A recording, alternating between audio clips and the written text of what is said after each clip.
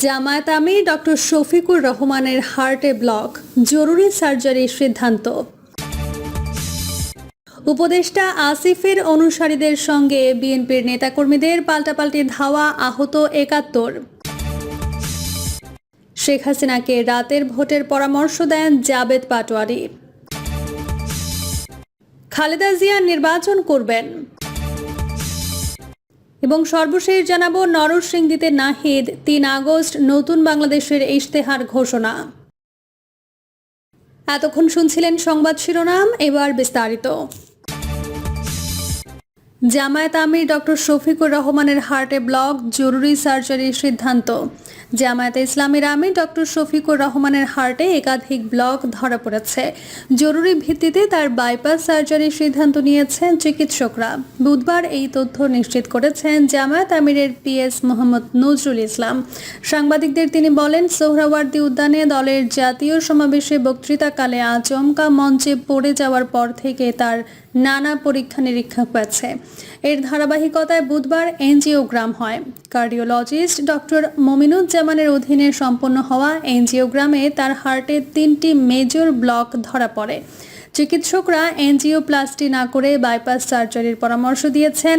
তিনি জানান, দলীয়ভাবে জামায়াত আমিরকে দেশের বাইরে পাঠানোর চিন্তা করা হচ্ছিল, কিন্তু তিনি এটি নাকচ করে দিয়েছেন। জানিয়েছেন, দেশের চিকিৎসার প্রতি তার পূর্ণ আস্থা আছে। তার দেশেই জরুরি ভিত্তিতে এখন তার বাইপাস করার সিদ্ধান্ত হয়েছে। তিনি আরও জানান, দলীয়ভাবে আলাপ আলোচনা শুরু হয়েছে। ডক্টর শফিকুর রহমান এবং তার পরিবার দেশবাসীর কাছে দোয়া চেয়েছেন। উপদেষ্টা আসিফের অনুসারীদের সঙ্গে বিএনপির নেতাকর্মীদের পাল্টাপাল্টি ধাওয়া, আহত ৭১। কুমিল্লার মুরাদনগরে স্থানীয় সরকার, পল্লী উন্নয়ন ও সমবায় মন্ত্রণালয়ের উপদেষ্টা আসিফ মাহমুদ সজীব ভুঁইয়া এবং বিএনপির ভাইস চেয়ারম্যান শাহ মোফাজ্জল হোসেন কায়কোবাদ অনুসারীদের মধ্যে সংঘর্ষের ঘটনা ঘটেছে। বুধবার বিকেলে উপজেলা সদরে এই সংঘর্ষের ঘটনা ঘটে। এ সময় উভয় পক্ষের ৬৫ নেতাকর্মী আহত হয়েছেন। এছাড়া সাংবাদিক শাহ ইমরান, আবদুল্লাহ আল মারুফ, মঈন নাসের খান, রাফি, হাবিবুর রহমান মুন্না সহ ৬ সাংবাদিক আহত হয়েছেন। এই ঘটনায় ওই উপজেলা সদরে চরম উত্তেজনা বিরাজ করছে। পুলিশ এবং স্থানীয়রা জানায়, বুধবার বিকালে পূর্ব ঘোষণা অনুযায়ী আসিফের অনুসারীদের উদ্যোগে মুরাদনগর উপজেলা সদরে বিক্ষোভ মিছিল বের করা হয়। স্থানীয় সরকার উপদেষ্টা আসিফ মাহমুদ সজীব ভুঁইয়া এবং তার বাবা প্রধান শিক্ষক বিল্লাল হোসেনের বিরুদ্ধে অপপ্রচারের প্রতিবাদে ওই মিছিল সমাবেশের আয়োজন করা হয়। মিছিলটি উপজেলা কমপ্লেক্সের সামনে থেকে থানা চত্বরের দিকে যাচ্ছিল। এ সময় আল্লাহ চত্বরে মিছিলে ইটপাটকেল নিক্ষেপ করা হয়। এদিকে একই দিনে বিএনপি নেতাকর্মীদেরকে কারাগারে প্রেরণ এবং রিমান্ড মঞ্জুরের প্রতিবাদ বিক্ষোভ মিছিলের আয়োজন করে উপজেলা ছাত্রদল। এতে হামলা ও ধাওয়া পাল্টা ধাওয়ার ঘটনা ঘটে। হামলায় উপজেলা এনসিপির প্রধান সমন্বয়কারী মিনহাজুল হক, ইউপি সদস্য মোহাম্মদ শেকন মিয়া, মাসুদুল রানা, ইউনুস মিয়া, মোহাম্মদ কায়ুম সহ আসিফের ৫০ জন অনুসারী আহত হয়েছেন। অপরদিকে কায়কোবাদের অনুসারী ওমর উল্লাহ সহ ১৫ জন আহত হয়েছেন। মুরাদনগর উপজেলার সাবেক ছাত্র সমন্বয়ক অ্যাডভোকেট ওবায়দুল হক সিদ্দিকী বলেন, আমরা পূর্ব ঘোষণা অনুযায়ী শান্তিপূর্ণ একটি বিক্ষোভ সমাবেশ করছিলাম। এতে কায়কোবাদের অনুসারীরা পরিকল্পিতভাবে হামলা চালায়। হামলায় আমাদের ৫০ জন রক্তাক্ত জখম হয়।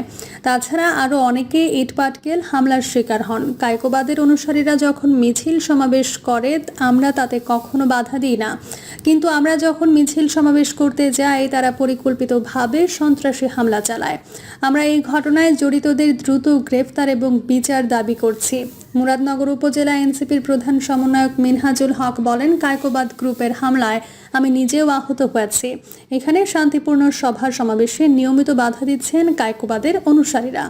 এখানে সুষ্ঠুভাবে গণতন্ত্র চর্চা করা যাচ্ছে না। উপজেলা বিএনপির যুগ্ম আহ্বায়ক কামাল উদ্দিন ভুঁইয়া বলেন, বুধবার আমাদের পূর্ব নির্ধারিত কর্মসূচি ছিল। আমাদের নেতাকর্মীদেরকে মিথ্যা মামলায় কারাগারে প্রেরণ এবং রিমান্ড মঞ্জুরের প্রতিবাদে ছাত্রদলের উদ্যোগে বিক্ষোভ মিছিলের আয়োজন করা হয়েছিল। আমরা যখনই কর্মসূচি দিই তখনই উপদেষ্টা আসিফ মাহমুদের অনুসারীরা পাল্টা কর্মসূচি দিয়ে আমাদের সঙ্গে সংঘর্ষ সৃষ্টি করতে চায়। আজকে বিএনপির কার্যালয়ে তারা হামলা চালিয়েছে। এতে যুবদল নেতা ওমরুল্লাহ, ইমন, পারভেজ, কামাল হোসেন সহ 15 জন আহত হয়েছেন। মুরাদনগর থানার ওসি জাহিদুর রহমান বলেন, উপদেষ্টা আসিফ মাহমুদ, সজীব ভুইয়া এবং তার বাবা বিল্লাল হোসেনের বিরুদ্ধে অপপ্রচার প্রতিবাদে বিক্ষোভ মিছিল বের করলে সেখানে হামলা চালানো হয় বলে প্রাথমিকভাবে জানা গেছে। পরে হামলা পাল্টা হামলা এবং ধাওয়া পাল্টা ধাওয়ার ঘটনা ঘটেছে।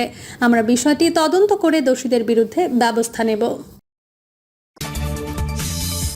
শেখ হাসিনাকে রাতের ভোটের পরামর্শ দেন জাবেদ পাটোয়ারি। 2018 সালের নির্বাচনের রাতেই বাক্সে 50% ব্যালট রাখতে শেখ হাসিনাকে পরামর্শ দিয়েছিলেন তৎকালীন আইজিপি জাবেদ পাটোয়ারি। পরে সরকারের পক্ষ থেকে মাঠ পর্যায়ে বাক্সে ব্যালট রাখার নির্দেশনা দেওয়া হয়। আন্তর্জাতিক অপরাধ ট্রাইব্যুনালের এক মামলায় চলতি বছরের 24 মার্চ ঢাকার মুখ্য মহানগর হাকিম আদালতে আরেক সাবেক আইজিপি চৌধুরী আবদুল্লাহ আল মামুনের 5 পৃষ্ঠার জবানবন্দিতে উঠে এসেছে এমন চাঞ্চল্যকর তথ্য। জবানবন্দিতে তিনি জানান, গুম, নির্যাতন এবং ক্রসফায়ারের সিরিয়াস নির্দেশনা আসত প্রধানমন্ত্রীর দপ্তর থেকে। সরাসরি নির্দেশনা দিতেন প্রধানমন্ত্রীর সামরিক উপদেষ্টা মেজর জেনারেল তারেক সিদ্দিকী। এসব কার্যক্রমের অনেক কিছুই পুলিশের সর্বোচ্চ পদে থেকেও তার অজানা থাকত।